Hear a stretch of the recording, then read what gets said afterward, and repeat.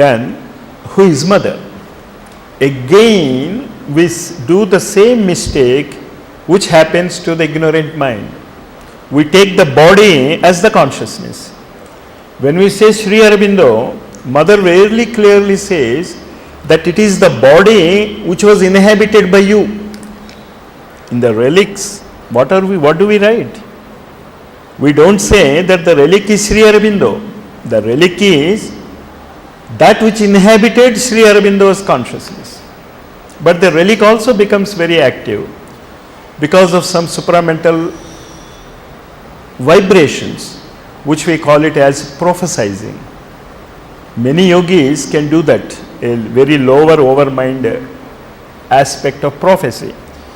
Many people come and ask me, Guruji, when will I marry? Guruji, when will I pass or not? I say, I am not that type of guru. I don't know. If you work hard, you will get the result. If you pray well and read well, you will pass. You are understanding what I am telling. There are various levels. And of these various levels, what we have to understand of Sri Aurobindo and Mother is, they are the examples set by nature for future evolution of Vijnanamaya Kosha and earth consciousness. Or when the Vijnanamaya Kosha descends into the planet Earth's each cell, that has been done now. The work is over. Now what is it is, you have to milk it. The college is there, the teachers are there, the laboratory is there. Unfortunately, the students are not there. Next. The conditions in which men live upon earth are the result of the states of consciousness. To want to change conditions without changing the consciousness is a vain chimera.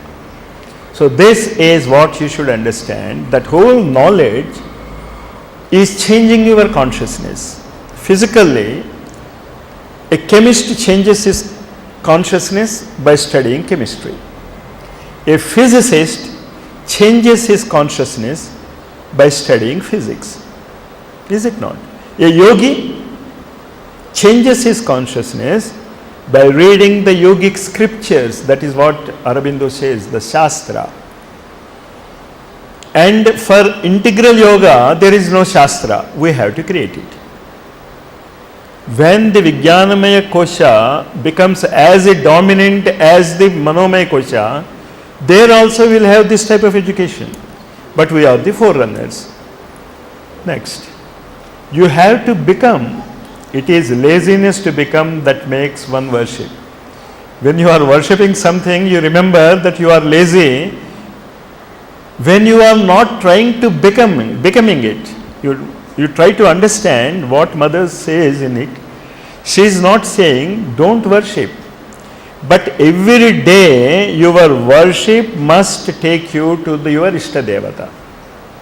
Every day your consciousness must be bounded into the consciousness of the Ishta Devata. And you remember this Ishta Devata is in the plane of the overmind. And this plane was mastered by Sri Ramakrishna Paramahamsa, as is very clearly shown by his sadhanas. You give him any Ishta Devata, 3 days is enough. So what did he do there? He just didn't simply worship with laziness. He tried to become that. If you do your daily worship in that spirit, maybe you may not be able to do it in 3 days, but certainly you will be able to do it in 3 years, not more than that. You need not require more than that to realize any God. And if you accept Sri Ramakrishna Paramahamsa's sadhanas, 3 days are enough to become that Devata. Why we are not able to do that? Because we don't have the Shraddha.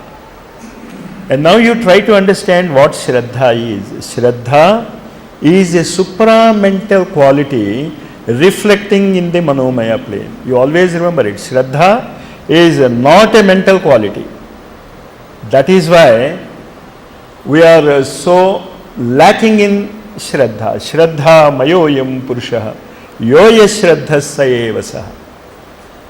What a tremendous statement. Yo yash shraddha sayeva saha. You are what you are depending upon your shraddha. That is truth consciousness. Shraddha making you that. But now the present shraddha we have is a forerunner of that supramental quality of shraddha. How do we get it? We stick hard to it. Whatever may be happening in this world, we believe that that supermind is going to descend and I am opening to it. And whether I am aware whether it is happening or not, I care not. I will have this shraddha. So that is becoming. I do not want a religion, an end to religions. This is the most important statement, I think, which Vijnanamaya Kosha people will understand. We don't need a religion, because a religion is praying to God. And when through Vijnanamaya supramental consciousness you know that you are God, you don't need a religion. Next. To thee who hast been the material envelope of our master. Now, Mother is praying to Sri Aurobindo, and she is saying that I am praying to you, but this form whose relics we are having is the material envelope of the master. To thee our infinite gratitude.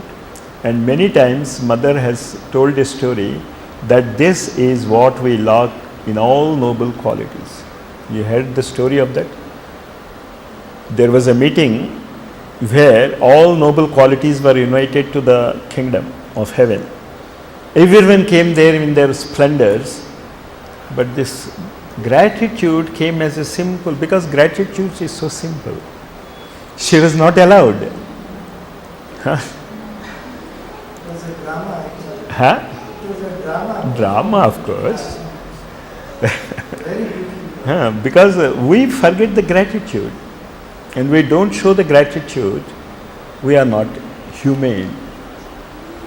We just say thank you when somebody gives something, but in our house, the people who give us food every day, when they cook it well, we never say very good, you have cooked well. And if by chance, accidentally, one day it is not up to the mark, you just throw it.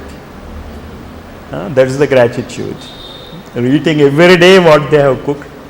I'm just saying an example how we have to grow into the spirit of yoga. So, are we showing our gratitude to, leave alone Sri Aurobindo, to his material envelope?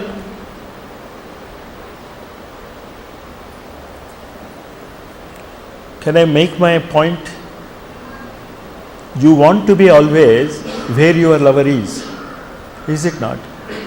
And if the material envelope, the relics are here, where should you be? You should be pulled away from there so that you may do your work. And when are you there? Before thee who hast done so much for us, who hast worked, struggled, suffered, endured so much. Before thee who hast willed all, that is, attempted all, prepared, achieved all for us. The Sankalpa Shakti, the Kriya Shakti, and the Jnana Shakti. All the three he has done for us. Before thee we bow down and implore. Do we know what to mean by implore? We bow down, but we don't implore. That we may never forget even for a moment all we owe to thee. So that must be our hearts. I don't know what we say, a sorrow or a pang. Whatever you name, you give that feeling. Next.